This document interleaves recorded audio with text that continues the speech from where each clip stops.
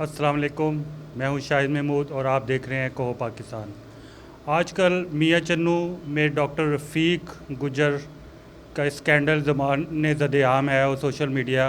इस वाक़े के हवाले से मुख्तलिफ़ ख़बरों से भरा पड़ा है। इस वाक़या में एजाज़ नामी एक शख्स ने इल्ज़ाम लगाया कि बेगम को लेकर डॉक्टर रफ़ीक गुजर के पास गए थे इलाज की गर्ज से, और दौरान टेस्ट और ट्रीटमेंट के डॉक्टर रफ़ीक गुजर ने उसके साथ नाज़ेबा हरकत की, और जिसके बाद एक वीडियो मंज़र-ए-आम पे आई जिसमें एजाज़ ने डॉक्टर रफ़ीक गुजर पे बड़े संजीदा किस्म के इल्ज़ाम लगाए, और ना सिर्फ इल्ज़ाम लगाए बल्कि कुछ नाज़ेबा अल्फाज इस्तेमाल भी किए। अब इस हवाले से FIR दर्ज हो चुकी है। वो वायरल वीडियो की जो इल्ज़ामात हैं, और अगर आप FIR के इल्ज़ामात देखें, दोनों में वाज़ेह फ़र्क है, और ऐसा लगता है जैसे FIR में इस वाक़े को मज़ीद संगीन या उसको संजीदा करने के लिए, उसके प्रेशर को बढ़ाने के लिए उसमें मज़ीद कुछ चीज़ें शामिल की गई हैं। अब इस वक्त ये फ़ैसला तो अदालत के पास चला गया है, इसकी तहकीक होगी। तहकीकात के बाद ज़ाहिर है जो भी इसमें मुजरम होगा, चाहे वो डॉक्टर रफ़ीक हो या इल्ज़ाम लगाने वाला शख्स एजाज़ हो, तो जिसको जो भी इसमें ज़िम्मेदार हो या मुजरम ठहरे उसको सज़ा मिलनी चाहिए, और इस वाक़े की वाकई सज़ा मिलनी चाहिए, क्योंकि ये दोनों तरफ से अगर तो ये इल्ज़ाम सच हैं तो फिर डॉक्टर जैसा जो एक मसीहा है उसके हवाले से अगर इस तरह के मामला सामने आना शुरू हो जाए तो ये किसी भी माशरे के लिए परेशानी की बात है। और दूसरी तरफ अगर इस तरह से गलत इल्ज़ाम लगा के किसी भी एक शख्स को, जैसे कि डॉक्टर हमारे यहाँ काबिल इज़्ज़त तबका समझा जाता है, अगर उसकी इज़्ज़त को उछाला जाता है तो ये भी ज़्यादती है। इस वाक़े के हवाले से कुछ मुख्तलिफ़ पहलुओं पे बात करना चाहूँगा। सबसे पहले ये कि जो वायरल वीडियो थी इसमें एजाज़ नामी शख्स ने डॉक्टर रफ़ीक गुजर पे इल्ज़ाम तो लगाए, लेकिन साथ उसने मज़ीद ऐसे अल्फाज इस्तेमाल किए जो कि काबिल एतराज़ हैं, और किसी भी शख्स को किसी भी एक महज़्ज़ब माशरे में ऐसे अल्फाज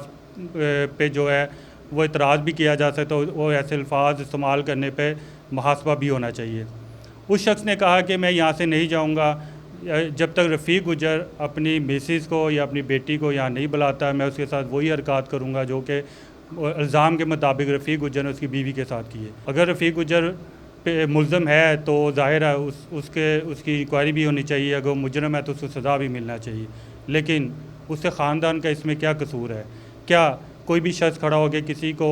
गाली दे और उसकी फ़ैमिली के अफराद के हवाले से गलत ज़ुबान इस्तेमाल करे और उसके बाद उसको वायरल कर दे, तो क्या ऐसे इस शख्स को कानून के शिकंजे में नहीं आना चाहिए? क्या ये हरासमेंट में नहीं आता कि आप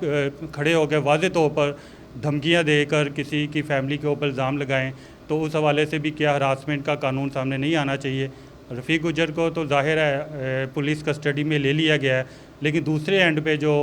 इल्ज़ाम लय है, क्या उसको भी पुलिस कस्टडी में नहीं लेना चाहिए? अच्छा, इसके अलावा ये तो एक पहलू है। दूसरा पहलू बड़ा अहम है जिस पे मैं बात करना चाहूँगा। चूँकि रफ़ीक गुजर एक गायनेकोलॉजिस्ट हैं, ज़ाहिर है वो ख़वातीन के मखसूस अमराज़ हैं उसके हवाले से वो इलाज करते हैं, तो जो भी मरीज़ उनके पास आता है तो गायनेकोलॉजिस्ट जो है वो ज़ाहिर है बहुत सारी ऐसी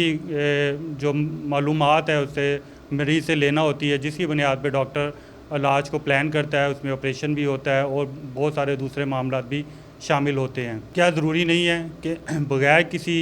वजह के आप किसी भी खातून को किसी मेल गायनेकोलॉजिस्ट के पास जाने के बजाय, जबकि मियां चन्नू में बेशुमार ख़वातीन गायनेकोलॉजिस्ट मौजूद हैं, तो उन्हें उनके पास नहीं जाना चाहिए था? क्या ऐसा प्रॉब्लम क्या थी कि एक मेल डॉक्टर के पास जाना पड़ा, जहाँ पे बहुत सारी चीज़ें बाद में एक्सपोज हो रही हैं, जो कि ज़ाहिर है एक प्रोफेशनल के हिसाब से भी को बहुत अच्छी बातें नहीं हैं? क्या ऐसा नहीं होना चाहिए था कि अगर कोई मेल डॉक्टर किसी भी खातून को उसके टेस्ट करने के लिए या अल्ट्रासाउंड करने के लिए या मुख्तलिफ़ किस्म के इलाज की गर्ज से उसको किसी तन्हाई में प्राइवेसी में लेकर जाता है, तो उसके साथ क्या उस पेशेंट का अटेंडेंट साथ शामिल नहीं होना चाहिए, मौजूद नहीं होना चाहिए? मेरा ख़्याल है कि जब एजाज़ नामी शख्स की बीवी का वहाँ पे टेस्ट वगैरह हो रहे थे या उसका इलाज चल रहा था, उसको साथ अपने चैम्बर में मौजूद होना चाहिए था। अगर वो वहाँ मौजूद नहीं था तो इसमें एक तरफ तो मैं ये भी कहूँगा कि ये डॉक्टर के एंड पे भी एक नाअहली है और नेगलिजेंस है, और दूसरी तरफ मरीज़ा के जो अटेंडेंट है अगर वो साथ गया था तो उसको उसको चाहिए था कि वो उस वक्त तक इजाज़त ना देता किसी भी टेस्ट की या किसी भी ट्रीटमेंट की जब तक कि वो ख़ुद भी अपने मरीज़ के साथ अंदर मौजूद ना होता है। मैं चूँकि मेरा तल्लुक़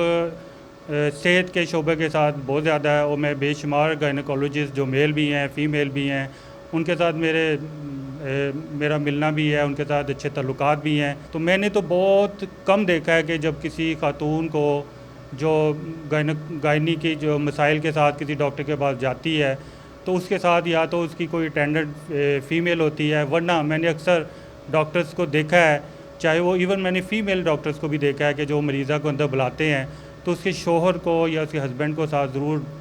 बुलाते हैं और दोनों की डिस्कशन के बाद वो कोई भी ट्रीटमेंट प्लान करते हैं। तो इस मामले में ऐसा क्यों नहीं हुआ? इस मामले में डॉक्टर की तरफ से अगर